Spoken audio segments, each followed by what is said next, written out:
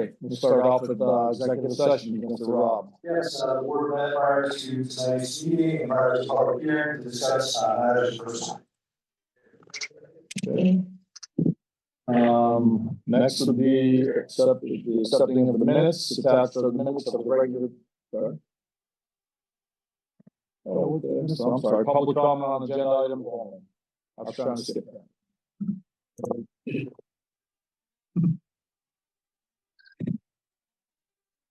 Which I'll, for Bakerstown Road. The discussion number 22 on referendum options. I know this is a public comment, but can somebody tell me what you're going to be discussing? Mr. Hall, Mr. Chairman, try to answer that. I think tonight is more about procedure and engaging interest with the board. It is interesting in looking at referendum issues, how that would proceed, the timing of that. But I don't think one substance of what may be in a referendum. It's just, Will the districts, the issues we're having with the districts? This is just going to be the beginning discussion. This doesn't have to, nothing's been voted on, but I was just going to. It doesn't say that you're taking any action. No, we're just going to begin to discuss. Will the general public be able to ask any questions during this discussion period? that's not how these meetings are operated. So if you have a position on any referendum, that would be, feel free to. I don't know what the referendum items Well, are. I think, the district versus no district, versus at large, something that's under consideration. That was talked about at the last meeting. Beyond that, it's just started. So that'll be one of the issues that you probably go to bring up tonight. In speaking with a number of registered voters, and by that I mean hundreds, the districts were a bad experiment that people do not want to continue.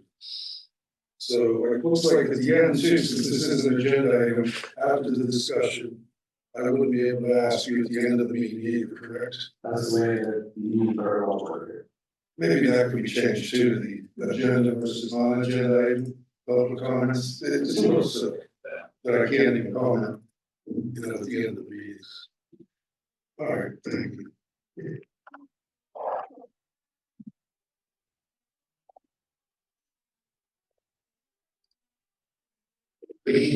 Chapter 37 for Ruby Lane. Just have a couple of quick things. First, thank you everyone for your time and service to our community. One thing I wanted to ask about, and again, this has come up before, some of the new board members might not be aware, it's probably about the fourth time I brought this up. For the items for discussion, it only says Mr. Mayor, Donna. There's, Rich sort of alluded to, there's no content in there. So as members of the public, we don't know what you're going to talk about. We can't comment on it at the beginning because we don't know what it is. We can't comment on it during, and we can't comment on the end because it's an agenda item. I'd like to ask Mr. Rob, is there a legal reason why we couldn't have a sentence or two in those discussion items describing what is going to be discussed? I would have to refer to manager and board to see if they want to be discussing the legalities of the way the agenda is set up. Okay, let me ask this: is there anything in sunshine law? Yes. Okay. It's a very lawyer answer for me for saying it. You're welcome. Well, it just doesn't. Yes, it's not. Yeah, it's 10 months here. Well, then I would ask formally for the board to maybe consider allowing a couple sentences of what's going to be discussed in that discussion items to be on the agenda, so that members of the public have a chance to be prepared.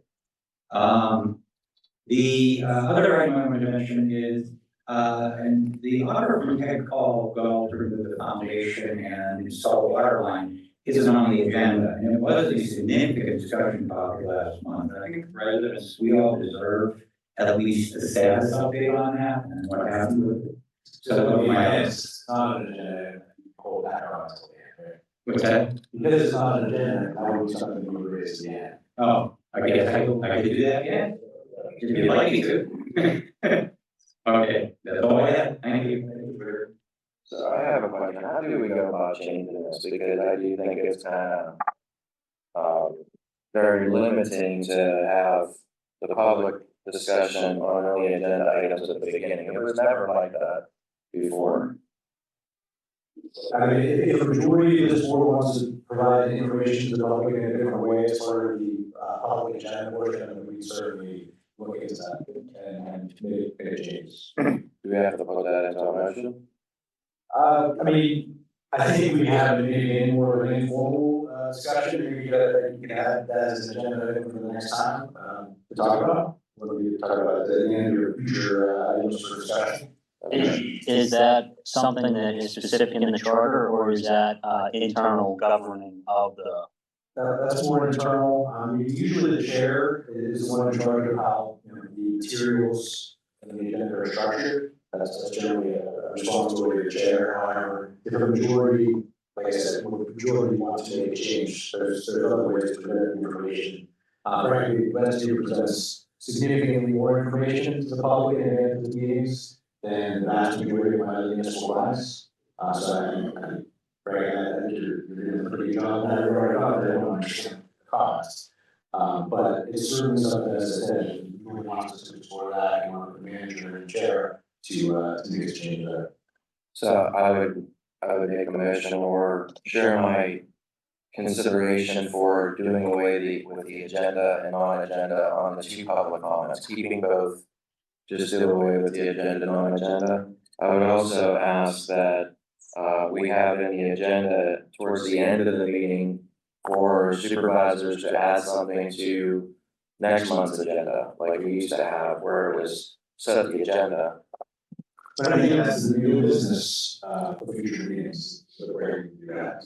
It's on. This is similar, I was gonna bring it up before, but we used to have old business as well, and that went away. The reason why we got away with old business is because with the changes to the Sunshine Act, we weren't able to discuss issues that were specific to the agenda. And so, frankly, the service was my business plan to keep the whole business on there. The purpose of the Sunshine Act, at least especially the recent amendments, as I take it, is that you want folks who come to the meeting to know that it's going to be discussed. And so they're interested, they'll come, or they'll tune in, or whatever. But if you just have things like old business, new business, that you're not putting public on any notices of what you might be discussing, I think it runs contrary to the purposes. And for that reason, I think we should add something under the topics for just discussion to look to what is actually going to be discussed. Again, I don't have a position on that. That's Given my opinion, I don't know if we take a vote now or vote in private or. I think a general inquiry. I think we should discuss that more in detail first before we take a vote. Okay. And that could be. I'm not saying I'm for or against that, Josh. Would you like us to add that to the agenda for next month, a discussion, formal discussion on If that's what we have to do, yeah. Yeah, I would like that. That's the thing. Sorry, Mr. Talbot, you got to sidetrack our discussion. Yeah, I didn't want to be up here, we were all discussing it. You're in Talbot, Crystal Spring Board. One of the things that impressed me about all of you who are running for office was that a lot of people were saying we need increased transparency. If you look at number 21 and 22 on the agenda, it says discussion Bairdford Park concession stand electric. This is what we're talking about. We have no idea what that is. And discussion referendum options. All it says is Mr. Mayor's name. If you look around, I don't see Mr. Mayor anywhere. So we're gonna discuss that. We'll have people there, it's 40% of Mr. Mayor. Okay, well, this is what we mean by transparency, folks. Okay.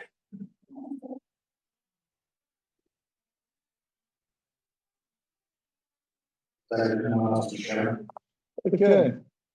Next, we'll accept the minutes. Attached are the minutes of the regular business meeting of January 21st, 2026. Are there any questions regarding the minutes? I just have a question to highlight, the section. There was a resolution 2026-1, cites a different resolution 2025-1. Let me strike that from the record. Find that again. What page is that, Mr. Regan? It was wherever the 2026 one is. What's your page number you're looking at?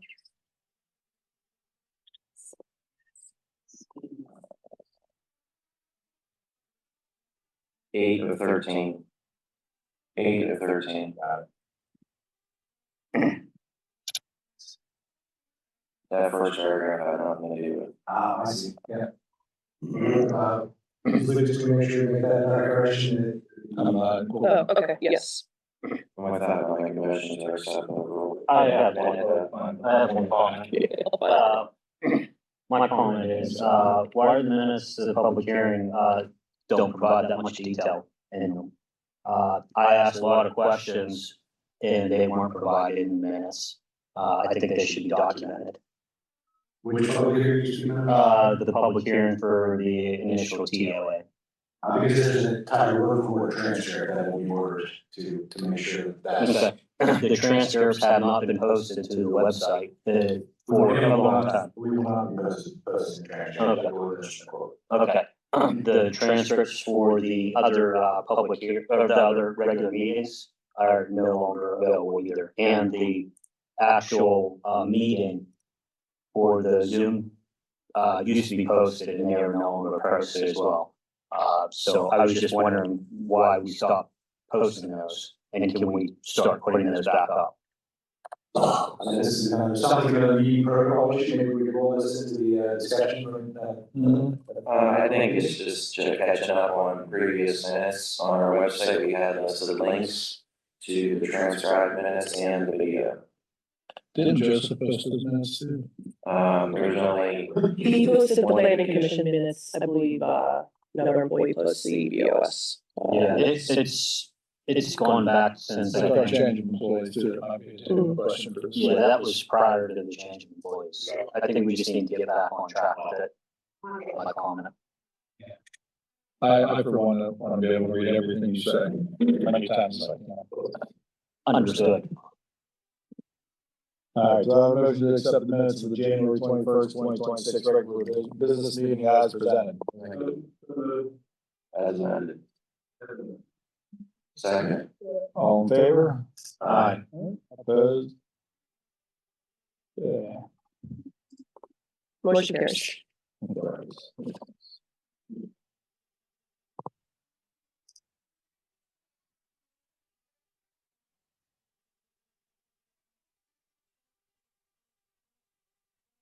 Seven A, monthly financial report. Finance officer's report attaches to the finance officer's report. Are there any questions regarding the monthly financial report? Are there any questions regarding the monthly financial report? So I have a motion to approve the finance officer's report as submitted. Second. Motion by Mr. Fleming, second by Mr. Wygan, all in favor? Opposed? Motion carries. Okay, list of bills. Are there any questions regarding the list of bills? Do I have a motion to pay the list of bills as submitted and all approved reimbursable items in compliance with generally accepted accounting practices? Make a motion. Motion by Mr. Payne, second by Mr. Fleming, all in favor? Aye. Opposed? Motion carries.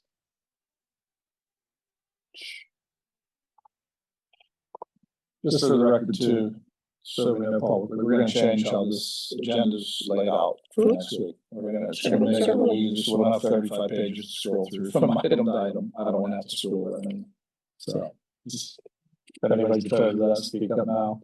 Police chief's report, attaches to the police chief's report. Are there any questions regarding the police chief's report? I had one. It showed that you did CPR training. Was that just the police involved, or were there any staff members that also? That was just for our offices. Okay. Or is there any? Do we know if there's any staff that is actually trained for CPR? I think that would be a great benefit. We do have a CPR trainer for our EMS, so.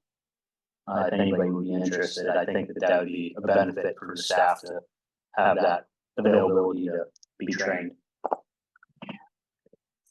I'm trained for CPR, but try not to show it when I'm around. Okay. Might choke me out. I'm also trained. I'll give you the same courtesy. Thanks. Chief, anything else? Yeah. All right. Public Works Acting Foreman's Report. Attached is the Acting Public Work Foreman's Report. Are there any questions regarding the Acting Public Works Foreman report? Again, I have one question, and it's just a general one. PA one calls 76, is that, seems like an unusually high amount. Is that the standard amount? I didn't get a chance to look back. Is our acting foreman here tonight? No. What do you ask me, Bill? If it's The PA one calls, they had 76, that just seemed like a lot. Anytime you're digging, they gotta do one call. It's just a normal, and obviously they're keeping cracks. Yeah. So it's positive. And if they leave site for a week, they go back in, they gotta reapply for it. Yeah. I'm sure that number's in there too. Okay.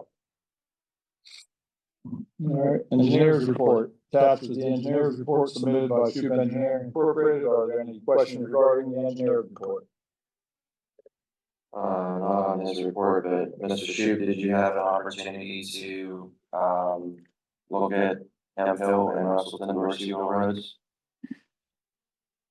From our discussion last month. Russellton, Dorsey, yes. And it is being made as an alternate for your consideration for that month, Okay. as well as the Commissioner, McIntyre discussed.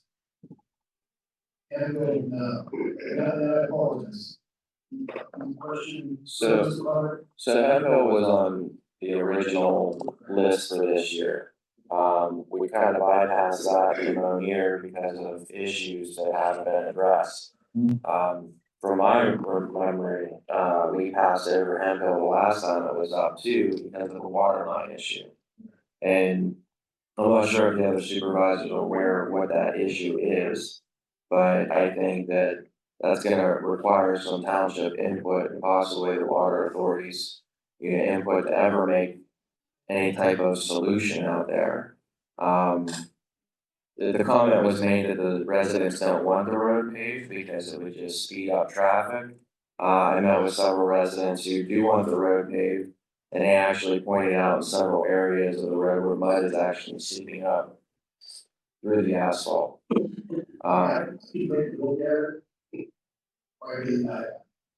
was the situation at this stuff? Did somebody, they put the public water lines in the right of way? It's under the road. It's under the road and I think it's private water lines. And you probably know this better than me, but. Yeah. There's a 2-inch private water line, if I remember correctly. And it goes from the intersection of Blanchard all the way up Hemphill, and then everybody's individually tapped This off. was obviously done years and years. Yeah, and not done correctly. Yeah. So yeah, it's kind So of. if we pave it, I think, yeah, Josh and I were talking about this earlier, so if they do pave it, I mean, I think maybe we should look into.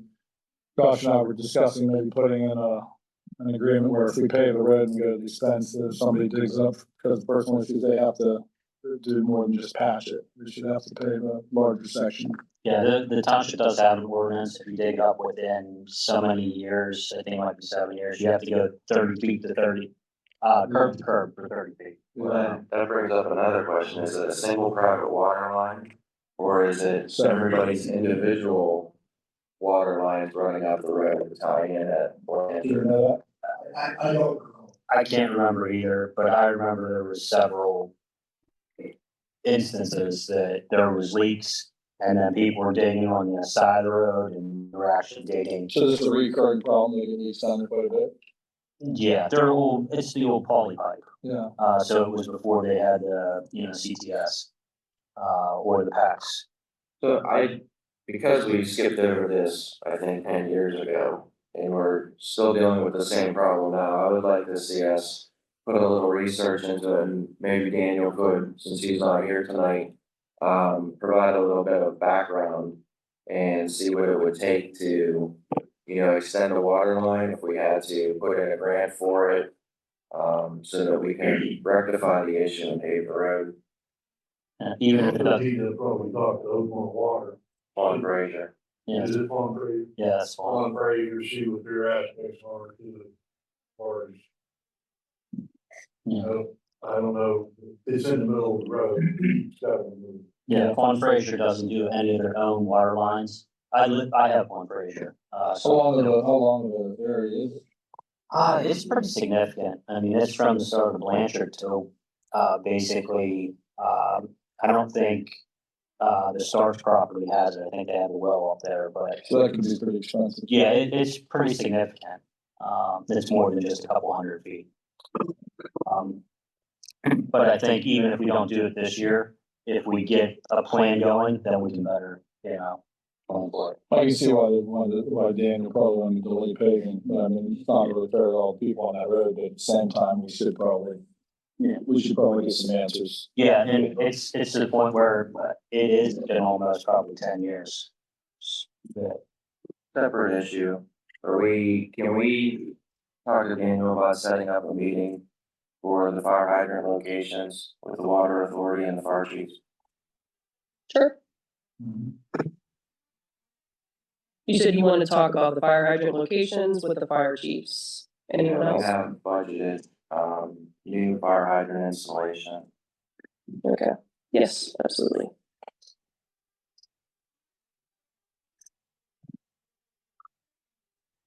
Anything else? All right, we got a planning, zoning, and code enforcement report. Attached is the planning, zoning, and code enforcement report. Are there any questions regarding the report? Do you think there would be, since you were at that meeting, The, planning, yes, what's the status of like the data center ordinance? Are we that close is on still in the planning commission workshop right now. So, the last that I had any discussions with the people involved in that. And if Jack is still here, I'm sure he could chime in, but the folks that are involved in the workshop were working on a draft ordinance. Planning commission workshop met this past week, and they are in the discussion phases going on. So, hasn't yet made it to the planning commission, but, once it makes to that point, I'll have a better understanding of what some of the parameters are. Do you know if they consulted at all with CDL? Not at this moment. Policies, because they went through this and they, had quite a lot of involvement in litigation and everything else. Yeah, That is, The draft ordinance was not drafted by myself or Joseph, so I don't have a lot of insight into what's in there. Mr. Rearick did forward it to me, and I know he and the planning commission members that attend those meetings have discussed it. Yeah, I mean, directly with spring, however, we have gone out and looked at a lot of ordinances from multiple townships in Pennsylvania and in this area, and sort of pulled together the best of them. We had a really good workshop on Thursday. And I think we pretty close, I think we're already submitted. We're hoping to get it to Amanda, to get to Patrick and Alan for this month's meeting so that they can pass on to the next level. Just we can finalize that hopefully tonight, and we're pretty much ready to pass on. If we get a chance of, if somebody bring you a call, it's not a bad idea, just check with them. I think we got a pretty comprehensive. Good suggestion. Springdale is more of a, compact, urban atmosphere. Did you look at any of the more rural communities and their, requirements? That would be something that, would be more relevant for, Western Township. Yeah, I mean, I've looked at quite a few. Okay. Out there. I think they call it Springdale. Sure. And can I just make a general comment? Sure. Just in case you all would be interested in hearing, I had a conversation with Mr. Rob and Mr. Shoup about a week ago, based on some of the concerns that were raised from the folks at the Oakwood Heights development. So we're going to look at making some changes to our developers agreement that would stipulate that traffic safety signage, premises identification signage has to be out before an occupancy permit is issued, and having a little more stronger oversight over some of the snow removal. So it doesn't necessarily help with the people that are living there, but wanted you all to know that we hear your concerns, and we're going to make some adjustments to try to prevent that in the future. That was the first thing I wanted you to do. Yeah. Yeah, I asked you about that. There you go. We kind of feel like our hands are tied. All right. Next, Parks and Recreation Board report. Attached to the Parks and Recreation Board report, are there any questions regarding the report? Okay. Westfield #1 volunteer fire company report. Attached to the Westfield #1 of the AC report, are there any questions regarding the report? Anybody from #1 here on that? All right, what's their #2 report? Attached to the what's their #2 report, are there any questions regarding the report?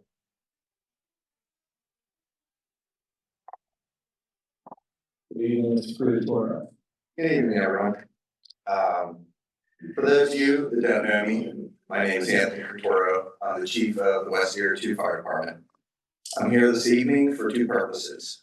First, I would like to formally express my gratitude and my appreciation for the outstanding collaboration and support demonstrated during the Trump Road House Fire on January 28th at approximately 10:40 a.m. I would like to thank Township for the quick actions and assisting with helping fill our needs. The West Area Police Department for quickly stepping in, helping our firefighters when we first got on scene. West Area EMS for staying on top of the health and well-being of our firefighters and the surrounding fire departments, both within the township and from the neighboring communities, including Butler County, Shaler Township, Indiana Township, Trenton Borough, Fraser Township, Wexford, and finally Hampton Township. Every agency involved responded promptly and worked together seamlessly, each contributing in whatever capacity was needed. In the aftermath of the incident, despite the difficult circumstances we all faced, I could not have been more proud that so many people came together to serve and protect our community that many of us call home.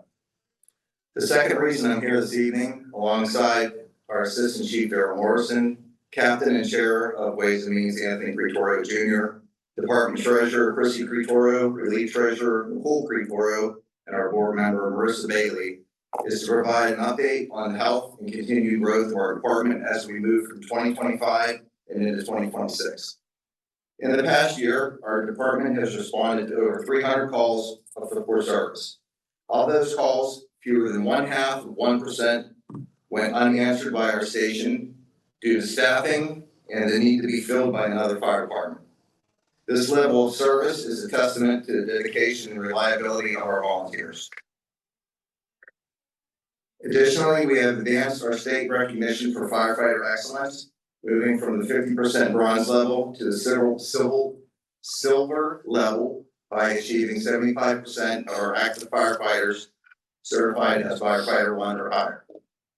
Throughout 2025, we've completed several significant capital purchases, made improvements to our station, brought in outside instructors monthly to expand on our continued education, expanded fire hydrant installation with collaboration with the township, and continue to build a responsible and growing reserve fund to allow for additional improvements in 2026 and beyond. These capital investments are essential to ensuring the safety of both our firefighters and the residents we serve. One such investment that was relevant to the Trump Road fire was the purchase of a 2,000-gallon fire engine several years ago.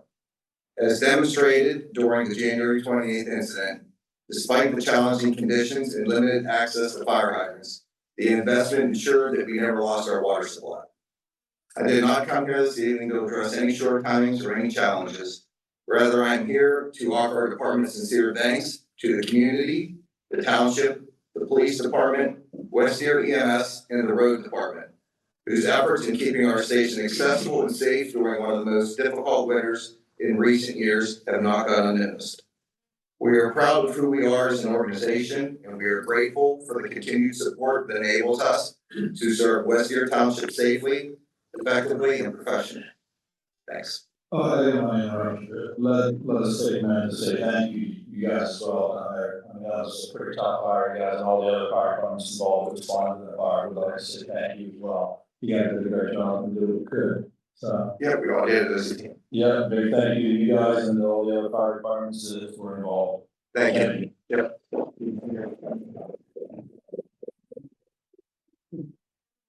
I mentioned this last month that, that fire was less than 100 yards from my house, and the response was unbelievable. The township put down salt so that the trucks to the crew, because it was a little icy that day.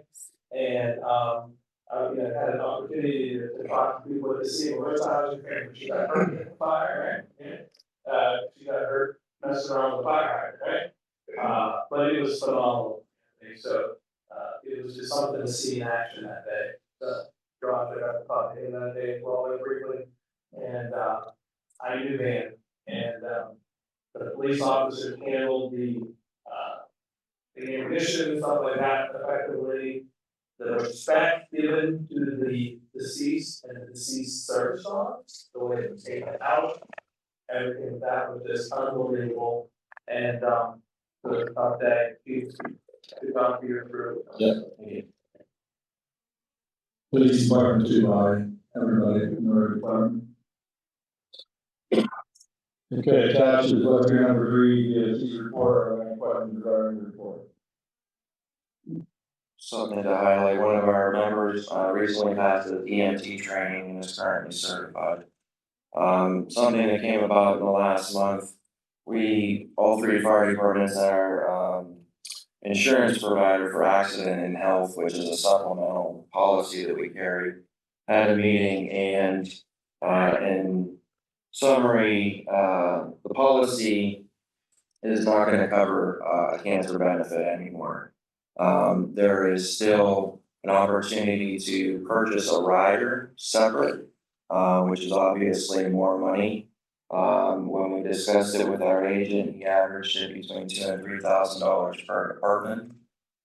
We currently have a 3-company policy, and we would like to keep the 3-company policy in place because there is significant savings when it comes to cost, rather than each department having their own policy. And at that meeting, I told them that I would bring it up to the township and see if the township would not be willing to purchase that rider on behalf of all 3 fire departments.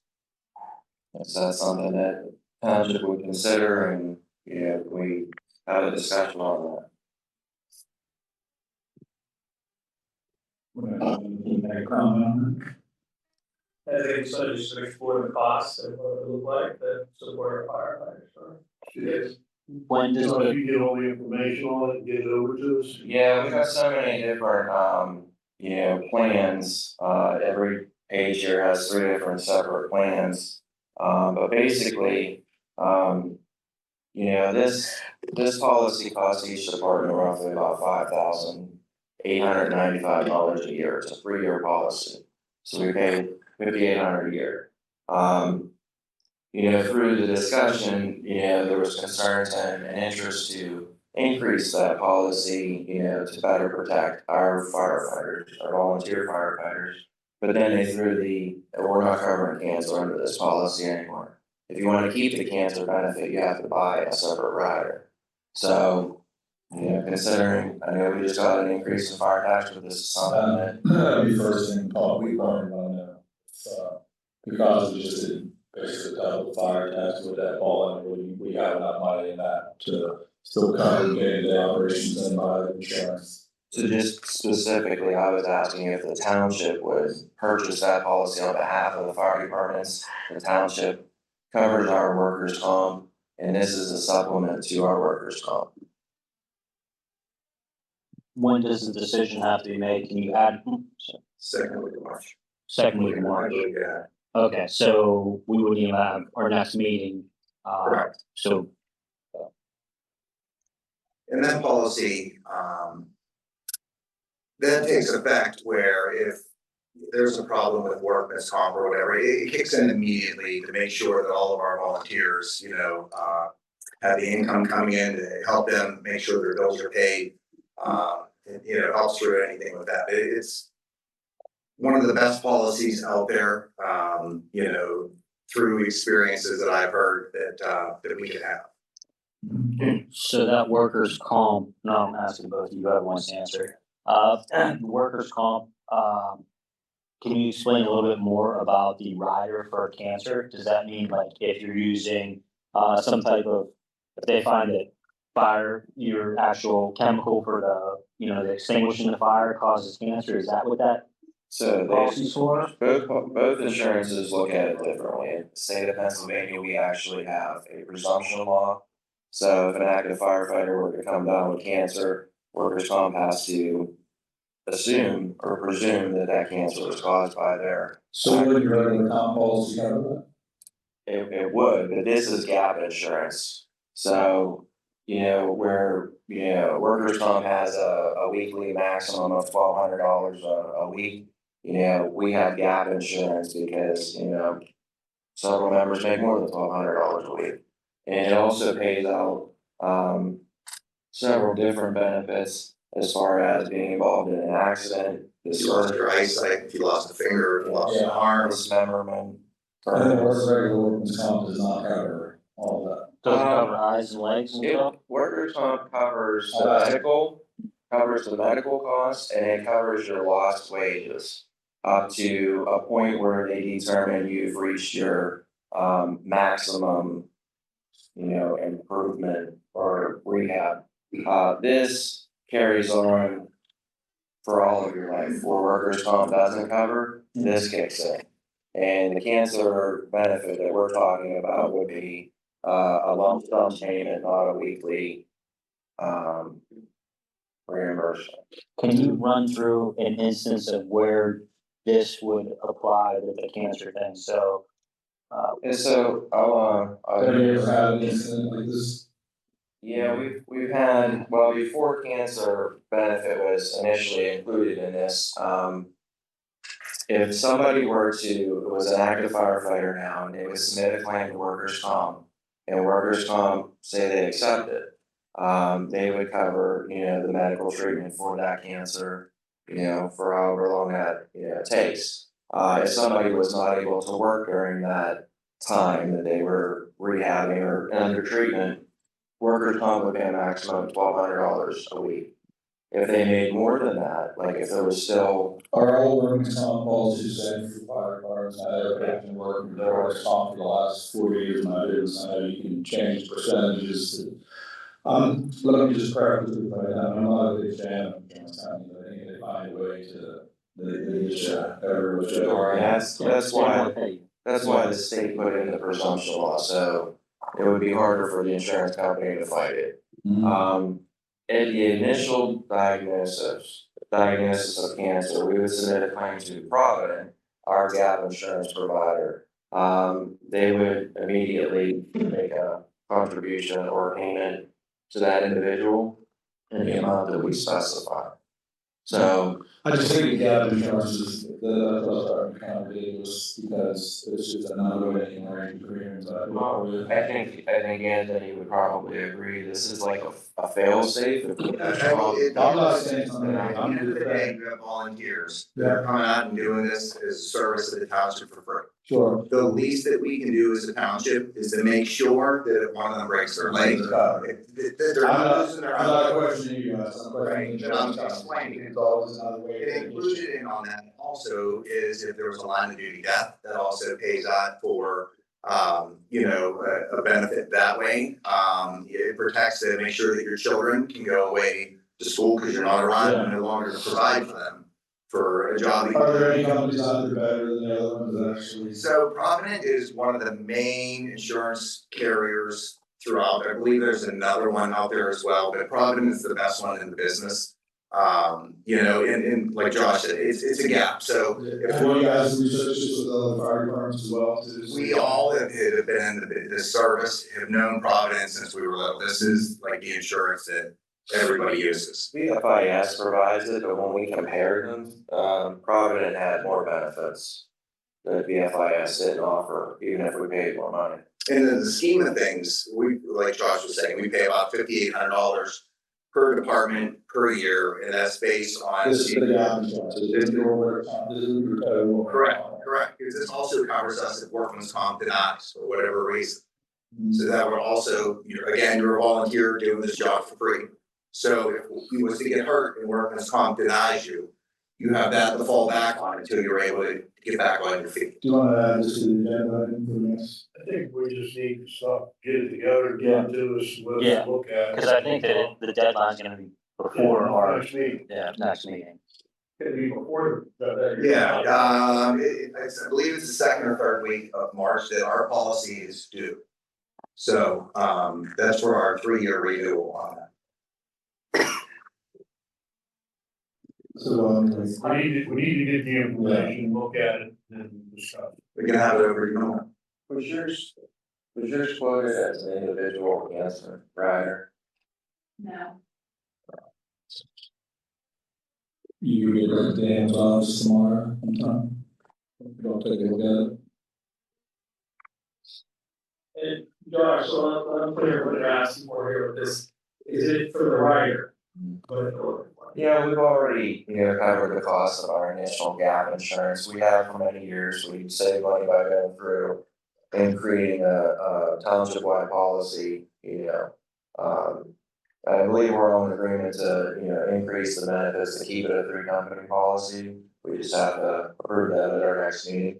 The concern was this bone that they threw us at us at the last minute, that cancer's not gonna be covered. And if you want it to be covered, you have to have another rider. So, So it's $20,000 and $5,000 per company. Well, no, it's under We're just 3,000. talking rider. yeah, Here's something else, Josh, might have to happen. To get this through, you guys might have to bone up and pay for the thing until we have a meeting, hold through. I mean, well, that's, you know what I that's- mean, I just, we need to discuss it, and it has to be. We can direct the lottery. We can get on. yeah, concussion check, so I guess we decide. the choices we have is we can,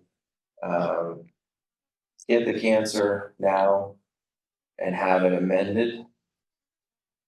If the township was so likely to choose to, provide that separate policy. I do think we have the ability to amend our policy after it starts. Well, those are the things you need to find out, let us know, give us as much information as you can, as quick as you can, we can look at it. And Yeah. get everybody involved. So I can tell you, and each fire department has a different number of members. It was between $2,000 and $3,000 per department. So we're looking at less than $10,000 for a $10,000 policy. So I'll get it to Daniel. Yeah. Okay. Thank you. Thank you. All right, West Area EMS report. That is the West Area EMS report. Are there any questions regarding the West Area EMS report? Yeah, I do. Bill, is there any, we attended that meeting, and Bill was there with me, down in Assalwall, probably 3 months ago. Right. With the collaboration, with the foxhole or whatever, what's the status, cause I read your report, like, they're thinking of doing a report. Right now, we're just working on the specifics of the DCD study on how we want it done, individually, together, separately, this and that, and how many ways the DCD can vote. So that's just kind of where it's at. We're hoping to, within the next 60 days, to be locked into at least the study and start providing information for that. Because I'm not sure that all the board members, like, the reason I know about it, I was there with Bill that night, it was a great presentation. As far as what this encompasses, right? Yeah, initially for the first several months, not more than us just discussing things and seeing what options are there. And the DCD being involved was probably the biggest thing for us because they've done so many of these types of studies for effectiveness, efficiency of ambulance services, things like that. And the opportunities there to study so together and separately, so we can have multiple results to see what the best options are for the future. But they were gonna come in and study this over a period of time and make recommendations about the operation of the EMS. Correct. Right? Yep. And, if I remember correctly, one of the townships had to be the petitioner, maybe that's not the right word, to make this happen.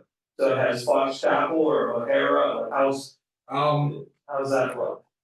They're all on board with it right now. We haven't made the official request, but it's looking like probably Indiana Township would be the ones who officially requested, but we're actually going through request letters from all four, just to make sure they're all together when we get started. Since you've been doing this cooperative with Foxwell, how many calls have you given to Foxwell and how many calls have you gotten from Foxwell that you kind of, went into each other's respective territories? We've taken one for them. And it was because we were leaving St. Margaret's and the call was down the road. For us, it's been, I think it was 12 last month in Indiana Township. I know they actually spent a little bit of time with us here during the fire, but we had a truck and a half or more at the fire for 6 hours or more, so it was just more than usually to help out, but yeah.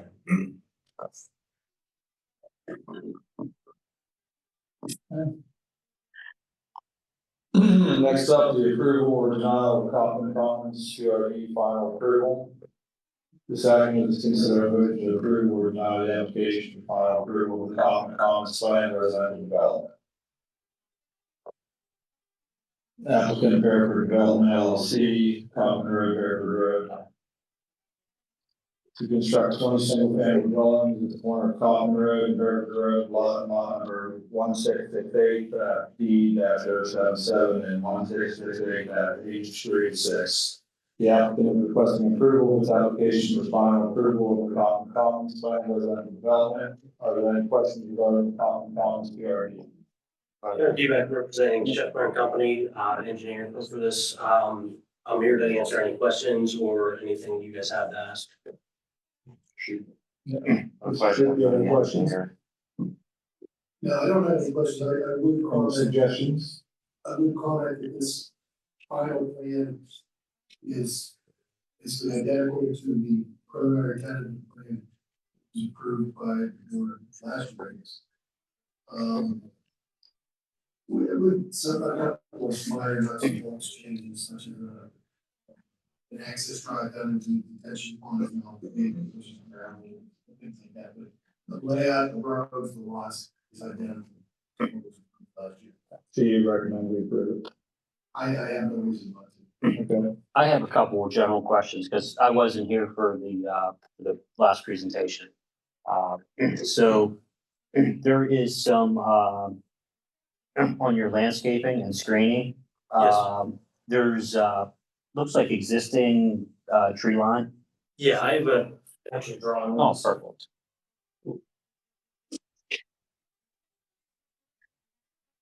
Your questions are?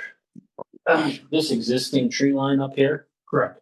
is this on your property or is this on the neighbor's property? That is on our property, but that is going to remain the exact same. Okay, Yeah, we're not changing the vegetation or anything on there. okay, And if you look here, we are adding more trees to that area. I see that. Okay. What is the, what are the houses gonna look like? I have pictures of those. Perfect. So right now, they are tentatively going with Miranda homes, but there's nothing 100% in writing yet. But if Miranda is the actual final approval, these are those styles, and I can send some around to everyone. So, Oh, this is the same pictures you presented. yeah, I believe they are the exact same ones that were presented last time. Okay. So if it's a Miranda plan, there'd be no, like, age that you're marketing, it would be No. more of like a No. family home, This is just single family homes. single family. Yeah, Okay. nothing like TOA or anything like that. Okay. Yeah, my only, initial concern would be, establishing that, landscape and screening.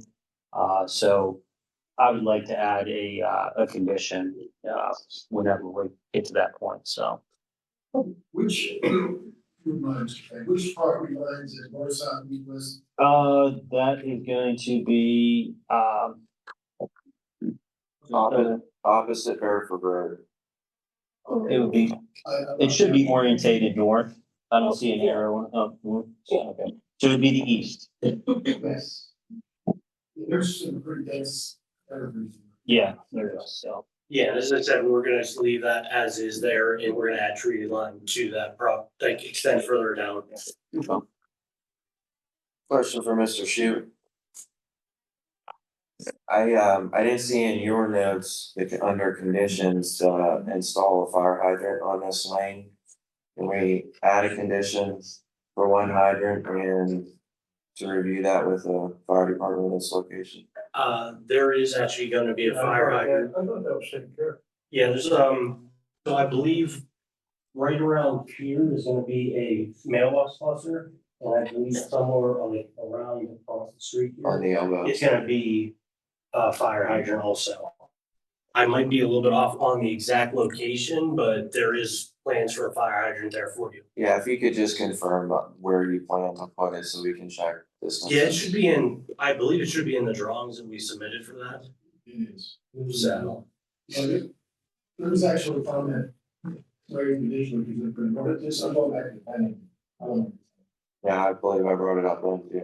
okay, I think comment was, what is somewhere between Bairdford Road and the cul-de-sac. Yeah. It's just past the road, it is on the drawings. Okay. any other questions? All right, do I have a motion to approve or deny the application for final approval of the Kaufman Commons Plan Residential Development? I'll give that motion.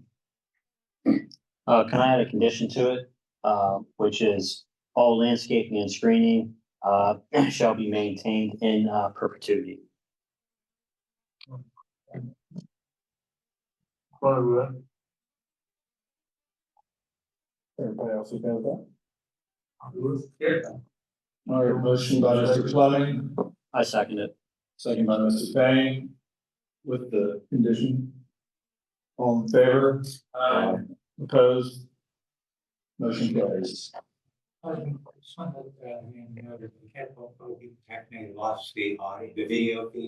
Yeah, I think my computer unfortunately ran out of battery, so we will still have the room video that we'll have up tomorrow or the next day, though.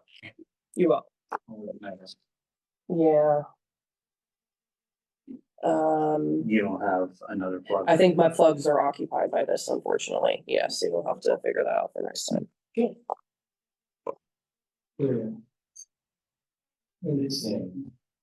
Adopting resolution number 2026 used for planning liable for Kaufman Commons. A resolution approving the DEP sewage facilities planning liable for Kaufman Commons PRD. Mr. Shoup reviewed the PA Department of Environmental Protection planning liable documents and found the planning liable to be in proper order. Mr. Shoup therefore recommended to be approved by the township. Are there any questions regarding the resolution? All right, I have a motion to adopt resolution 2026-02 approving the PA Department of PA DEP sewage facilities planning model for Kaufman's Commons PRD. All right, motion by Mr. Curie, second by Mr. Ryan, all in favor? Aye. Opposed? Motion carries. All right, authorization to advertise ordinance number 453, police taser policy. An ordinance of the Township of West Here, amending the portions of the West Here Township police policies and the procedure regarding the use of energy weapons, generally known as tasers, to authorize the implementation and enforcement of the policies and procedures by the chief of police and township administration, and providing the severability. Are there any questions regarding the ordinance? Chief, anything to add? No, not really. It's, the reason why we're asking to change the policy is because we have a policy in place. But for those of you that know, you approved the purchase of new tasers. Our old policy specifically mentioned the model of taser in the policy, which that model's no longer made. That's why we moved to new ones. So that's the changes in the policy basically. And we already had it vetted through an attorney that worked, Mike Plumbo, this being a new policy and gave us the approval, so. Does the new policy specifically call on another taser? Absolutely not. Thank you. Not making that mistake again. All right, do I have a motion to authorize the advertisement of ordinance number 453? Make a motion. Second. Motion by Mr. Fleming, second by Mr. Payne, all in favor? Aye. Opposed? Motion carries.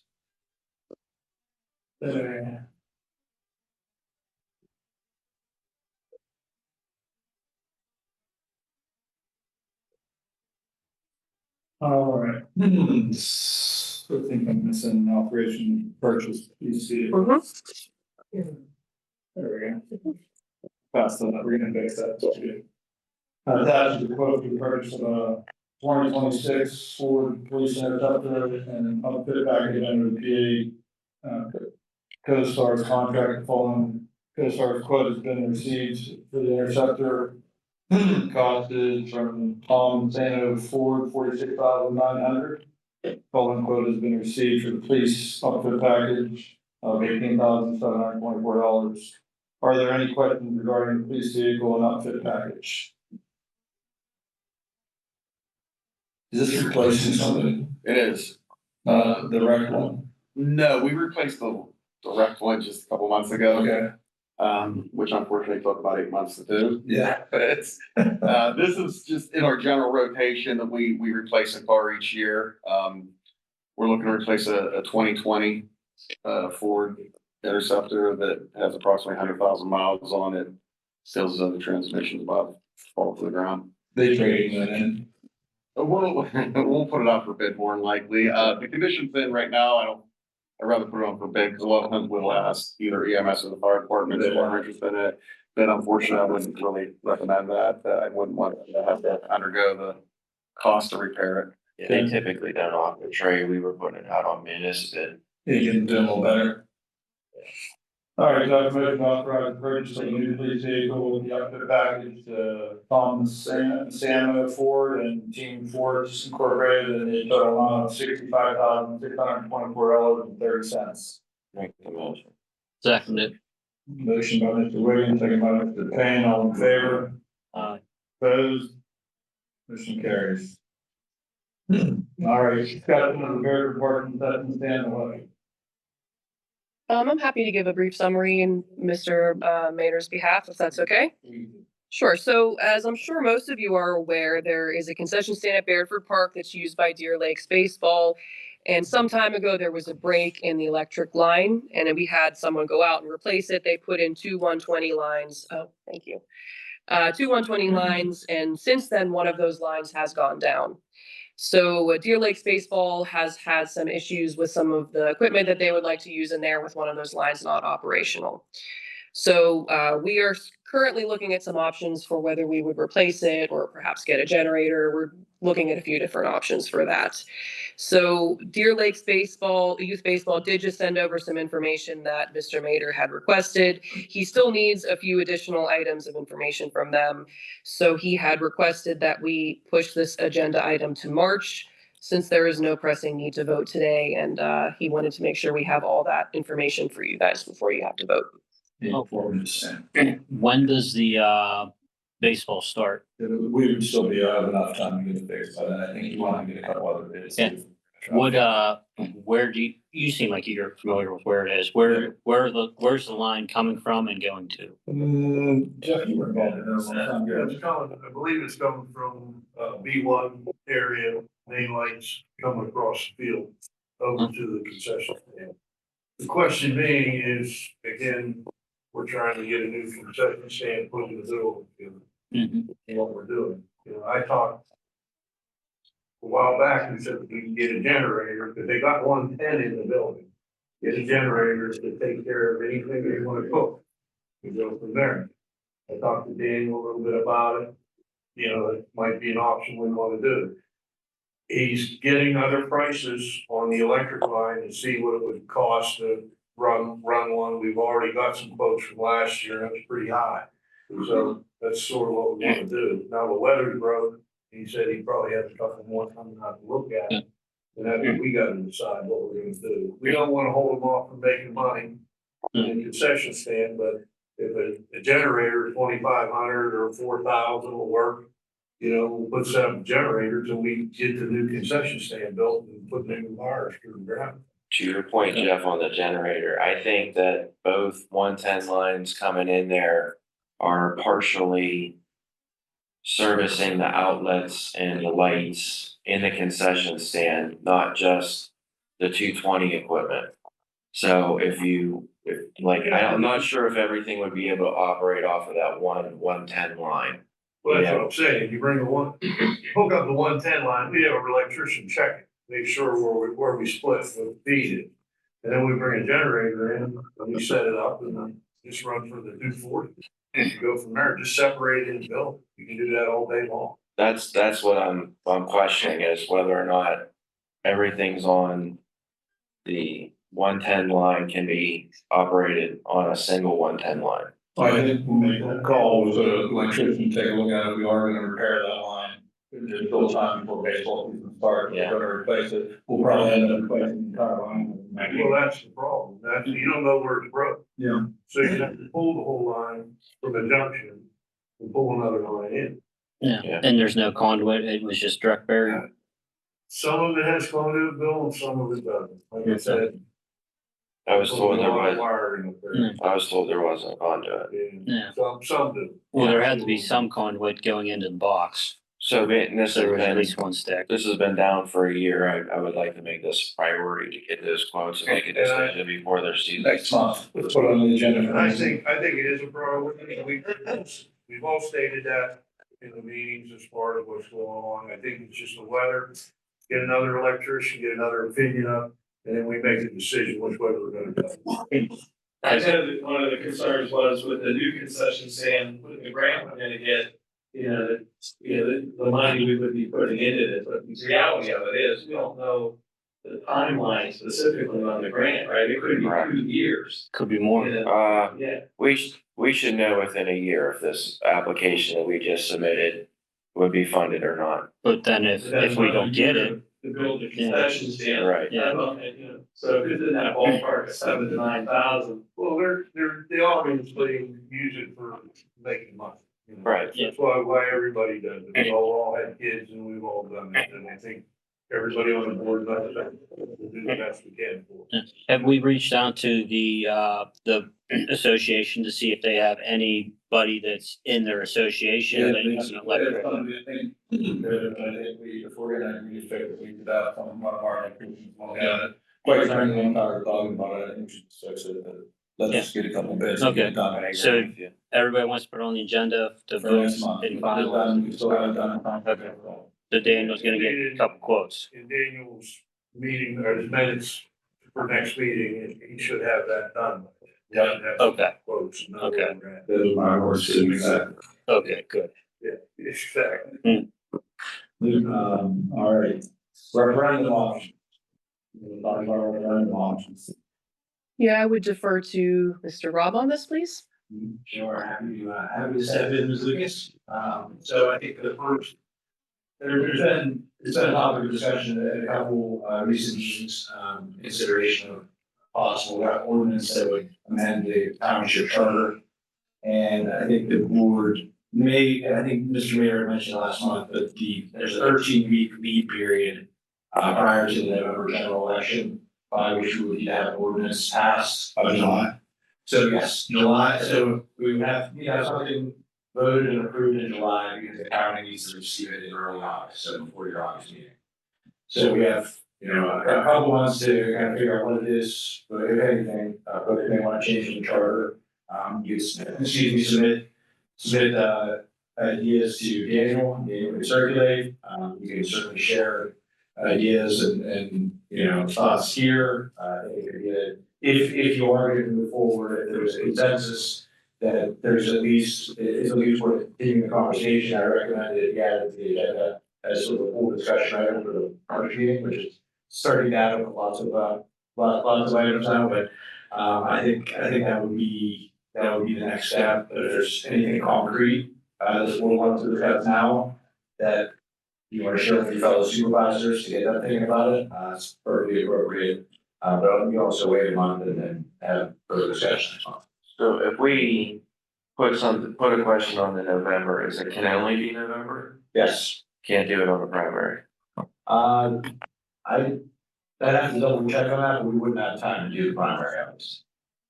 Because if I remember, I was independent years ago, and that was the only thing that I was allowed to vote on was a referendum question and a primary. Okay. So I think. It may be possible, but we're not gonna be May primary, so. So I think based on the public's comments last month and my own conversations with people walking out of the polling locations is there's a lot of people that are upset that they do not get a vote for all of the supervisors. And just a case in point, in 2 years, 1/3 of the township will not be able to vote for a township supervisor. Because only 2 districts will be open. And, I think that does a disservice to them. I understand, some of the arguments that were made that, made them put that question on the, referendum before. I think, now that we've had a taste of, the good, bad and ugly, I think some people would be interested in going back to an all at large 5-seat board or 7. I mean, that's up to, for discussion, but at least to go back to all at large. I agree. I'd like to go back to all at large, just from the amount of residents that have, expressed their displeasure of not being able to vote for certain supervisors. It's very confusing. People do not understand the districts, even the way it's laid out. It just, I think very. So you guys all have the discussion for the next month. Yes. Yeah. Mr. Fleming? Can I ask Gavin if we put it on next month's agenda for discussion? Does it have to wait till April for a vote? Kind of a moot point, there, isn't it? Well, so, I mean, I'm gonna need, we're gonna need time to prepare the ordinance, obviously. And so we need to know kind of what the meat of that ordinance is gonna be. If that's the only issue you're gonna be addressing, that's gonna be, I'm not gonna say a very quick turnaround, because it's gonna impact a number of your charter provisions if you make that change. But we can get that turned around. The idea would be that you need to have it on a motion to advertise in either May or no later than June, so that you're voting in July. So, I think you could use March as purely workshop, to workshop ideas, and then we hopefully leave that by a majority of you telling me, hey, Gavin, prepare an ordinance that says X, Y, and Z, and then the interim between March and April, that could be drafted and presented for either further discussion or possible motion to advertise. Okay, well, I think that was the hot topic, but I do believe Daniel had other questions from the past charter commission that still had not been put up for referendum. And I think Mr. Mayor has relayed that, his opinion, I'm not sure if it came from the county or just in practice, is that not throw too many referenda questions out there for the public, because it gets a little confusing and it's. Oh, no, I understand that. In fact, I think the county would very much support us going back to all at large too, because they're even confused about it. Some people got notified that they were in the wrong district and, yeah. Yeah, whenever I went down there, I actually had to request the district because they had everybody in Mr. Fleming's district. So they had me and Mr. Smullen in it too. The only ones they had were at large, and then they had everybody else in Mr. Fleming's district. So Glad you knew that. yeah, it would have been a tight race. Yeah. Okay, so that'll be on the agenda for next month. New business or future discussion or action? I already discussed the old business. I still think that that needs a little bit more talking through. I think there is something that has to be said to be worded. The public comment, as Mr. Wigan mentioned, might resolve that. But it would bring up stuff like the dog shelter. We still have that. It's not on the agenda, but we still have the ongoing issue of the water line. It's not done. So did we get any new talks on any communication with the water line? I know I recently talked to Mr. Gold, and he said he's ready at any time to do I it. think we were gonna try to get a hold of him this week. Yeah, that was- We had 1.5 foot of snow on the grounds for a month. Biggest thing is to take a look at it again, make sure we direction we want to go. Because I did look at the concrete pad out there. It's weathered significantly from this last snow. So I would be a little bit hesitant to pave over it just from the compaction underneath it. It's going to heave at different rates. Completely disagree. But I just come off the airport for 4 years and they took most of the runways and they milled them down and overlaid paved them. So I'm gonna tell you, it's a standard thing that people do, especially in the state of Pennsylvania. So there's other issues with that garage. It was a garage. There's things buried under that garage. I'm sure we don't wanna know, things like that. I don't know about that, but I'm just saying, there's issues. So if we take the lid off of it, and then we have something in there that we gotta worry about, we gotta worry about it. Because there was, and answer me this, when they did the asbestos, they missed a lot of asbestos, and we had to pay for that on the first bid. So all I'm saying is, we can mill the concrete, we have Mr. Smullen that'll say, hey, he'll come in and mill it down. I don't even think we need to know. Well, we can put dirt over it. Yeah. Park, we can make it a park area, it doesn't matter. It's, But to take that concrete out at the thickness that it is, That'd be it's crazy. crazy. we don't even know what the thickness is. And Well, we know that some of the core samples in there were 14 to 18 inches. we did core samples in it because there's no holes in the concrete. Core, that's what was in there, you could see them. You know, I was involved in the first, we'll say, remade of the building, whatever we did to it. Yeah. You know, so I did a little homework on that building. So Jeff, I guess what we're looking for is some direction as to what we're ultimately gonna do with that, because, we had Ted offer to do it for free. And the plan from some of us was to pave it, but we haven't approved to pave it or set aside any funds to do that. So right now, I think it looks like hell. I agree with everything you're saying, but right now, it was the water problem. We gotta get water. So let's take care of the water. Teddy Gold came up didn't come up. He sent his man up here last meeting, said he would do it. Waited to get a hold of him between Johnny and me. I did not. I got a number off of Danny yesterday, I think it was. I talked to Johnny, he didn't talk to him. And I know Teddy was at work. We went into that, we won't get too much. Yeah, we couldn't say it. But that's gonna happen pretty quick. We have snow plowing equipment. We plow all of our roads. How can we not just move to? Plow the ground. Wow. Jeff, If you wanted to inspect it, if we wanted to get it done, we could. But I didn't see what direction he wants to go. Okay. I wanna go up the edge, so When we you- don't rip stuff when up. you figure out which direction you go, my concern is there's holes in there right now. That, if somebody's walking in it, can get their foot twisted, the cement block is exposed. And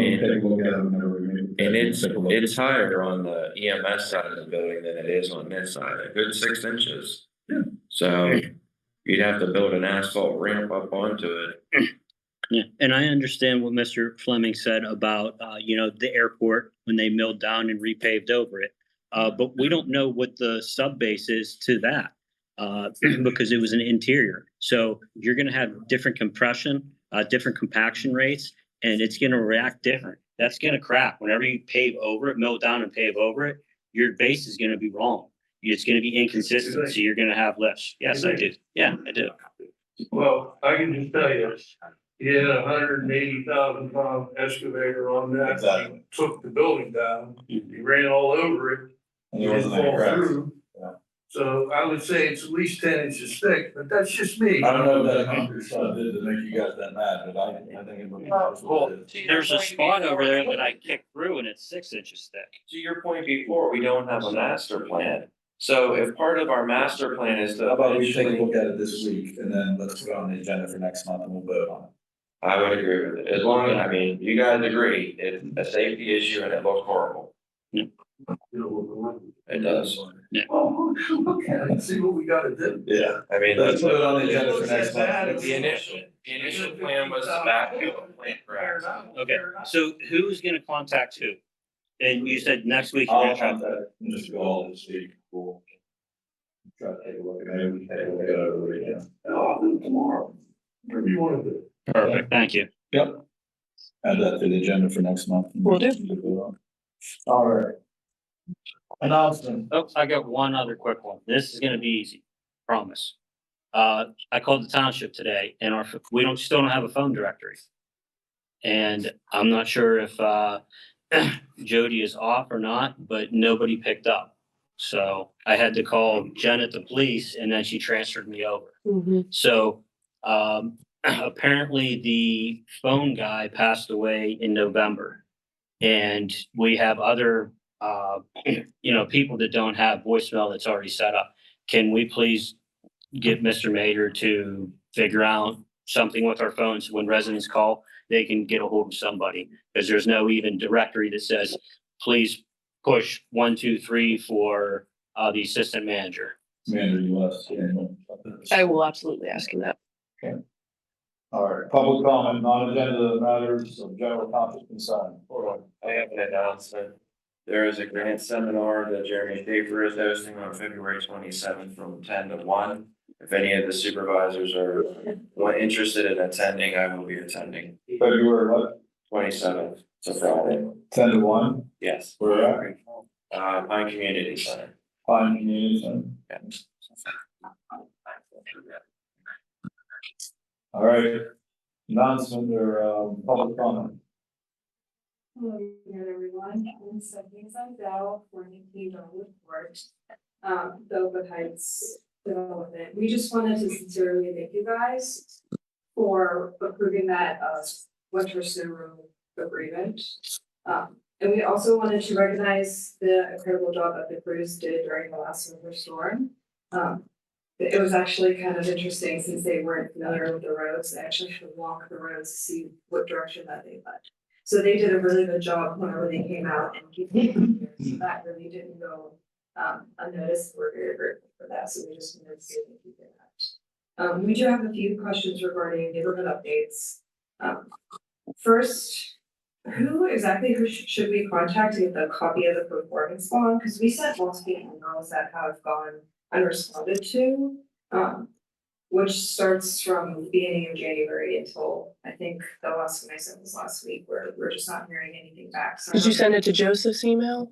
we sent it to, I believe, Daniel Meager. Okay, I'll check with Daniel. If you would like to send those to me, that's fine. And we did notice that thankfully yesterday, our stop signs and street signs were installed. So one step in the right direction. But can you guys clarify what additional steps need to be completed and how we can try to contact him to get maybe a timeline of how that's gonna play out, in order to get our maintenance bond figured out? Scott, do you want to give them a summary on what's? Well, yes, if you can give her the email, between the two of us, we'll usually respond back. Lastly, are there any updates regarding the proposed trail that connects our neighborhood with the park? They were speaking about maybe clearing out some trees in order to allow an asphalt trail or even gravel. That's the last I heard. It needs, So no update on that yet. works. So part of the developers agreement, The developers pushing signs. but it's not connected. They did half of it, but they didn't actually connect it to it, and they said that's the township's responsibility. Oh, that's on the township We property. agreed to do the other half. Is that what it was? It's through our property, if I remember correctly. Scott, do we have to put the advertisement on the agenda for next month? Do we have to put the advertisement on the agenda for next month? Yeah, to accept the roads. No, we have not accepted one. We tabled it last month. We did a winter maintenance agreement. We tabled it and then. We still need some action from the developer, you can put it on there. Sure. I don't see. Well, we did that once, didn't we? I had to table it. I mean, I'd rather know that he's got a good shot of being done by the time the next meeting happens. So, okay, baby steps. That's a big step. And then my last comment is just that my father, growing up, was a firefighter who had a lot of smoke inhalation events, and I just wanted to highlight the need for approving that agreement. Doing a little bit of research, I did see that the American Cancer Society did release a study in 2025 regarding that a high risk of occupational cancer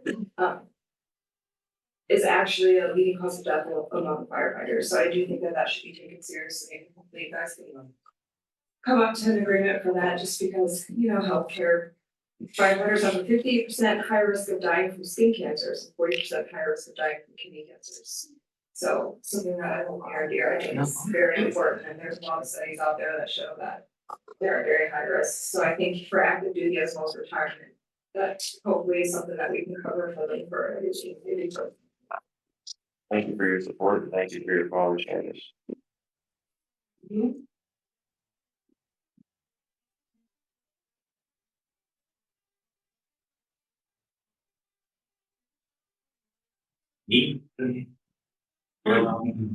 And just to follow on, the measure but you had a conversation about that building, the water line and things. I did want to follow up on that just a little more too. Regarding removing the pad and the foundation. I had a conversation with Mr. Smallman and Rob last month when he was here. And Mr. Smallman brought up about, the concerns with the thickness of the foundation. And Robbie's comment was, but Jim, he knows Jim, so he said, Jim, he said, I understand your concern. We remove 5 foot thick footers all the time. This is not a big deal for us. He said, we can do this. It's not a big problem. And here we have a resident, and I know you guys are very interested in saving money. You just mentioned that on the electrical line. That's a good thing. And we have somebody who wants to do this, remove that concrete for free. If they can do that, that's gonna save us money in the future. We have to pay as taxpayers. Yeah. Let me ask you a question. Yeah. Then he said he removes it every day. That's what I do in my life.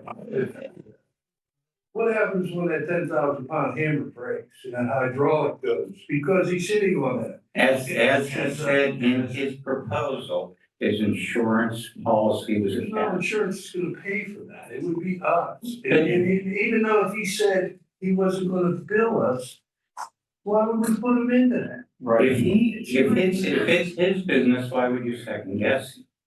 That is, it's his business, why would you second guess? So passionate. You just argue about every single No, thing. it's not That everything. argument, that's not hurting anybody out there. Every, no matter what we say out there, you guys always have something to say, it's always it's always the exact We're not trying to be, we're just trying to say that is something that would open up possibilities in the future for that site. If that foundation's gone, now we can do anything. That pad, As long as that pad creates a lot of other options, just that pad creates parking. Well, 5 years from now or 10, if we want to build something or something, could shape that out. That's all I'm saying. So I just wanted to mention that conversation. I wasn't trying to be. Well, I think it's great that you guys are gonna take a look at next week. We'll have a decision next month. Let's That's good. leave it at that. So you're asking your neighbor that offered, and I feel this pain. I was this guy years ago. And I came up and I did the same thing that Teddy's doing. Right.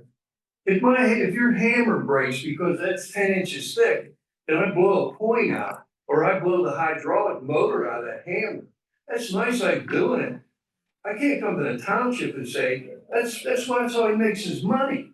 He rents that thing out. I'm So not, you're sitting there telling me that, well, that's okay, that's for your neighbor. I'm not saying that's okay. I'm saying that's his decision. That's his He knows decision, what but I'm he's not doing. gonna let, why would I even think about that? That's your. It's what you want though, right? No, it's not what we want. We're saying that's what you want. He's more than willing to do it. He has zero concerns about his hammer, his hydraulic. I don't understand why everybody's so passionate about moving. Why are you so passionate about keeping? There's no reason. You gotta do one person at a time. Let's- You gotta. Yeah, I have other things to talk If you wanna make about, comments, so I made my comment, I'm done. Let me just move on. The other thing I wanted to mention is, you used to have a workshop, I understand, years ago in between meetings, supervisors and the public to talk. And I think with all the issues, and other townships do, and I think with all the different things we have to talk about, you have limited ability to discuss it outside of the meetings. And it might be nice to reinstitute those. So I'm just putting that out there, the possibility to discuss. And then the only other thing I wanted to mention is the video continues to be a problem. I know, we spent like $8,000 or $9,000 to get the video live streaming going. We should be doing it for all the public meetings and it should work. It's been the last 2 meetings, it hasn't worked right. People can't see what's going on. And I knew Mr. Fleming did ask last meeting when I was up here about how many people do this. We don't know how many people are trying to get in because we don't have that. But if it's any help, Steve comes and records it, posts the meetings on his website. The January reorg meeting had 260 views. The January 27th hearing had 164 views, and the January 27th meeting had 508 views. So people are interested. Good. And I think it's good if the township can get the recordings out there and make a live stream work by it. People are interested. I think that's great. We have the community that wants to be engaged. So, hey, let's support that. And I think that's everything I have. Thank you very much. To verify, Mr. Chris, you have the website, video links and transcribed minutes on your list. Yes. Thank you. Rich Alaba, Bakerstown Road. The planning commission is dependent upon for large subdivisions, 20, 30, 40 acres. And you take their advice and follow them 99% of the time. In August, the planning commission, it was recommended and voted on that this master plan, pardon the voice, this master plan be looked at by the planning commission. It's been 6 months now. They've yet to see it. This whole idea of keeping the pad, getting rid of the pad, why not have them look at it? This is a free resource with qualified people who design this stuff every day.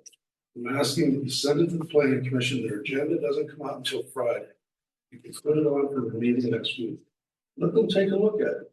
If they agree that there's a parking issue, that they should keep the pad, they'll let you know the recommendation.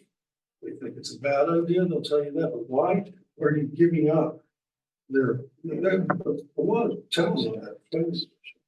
I think we should let them see it.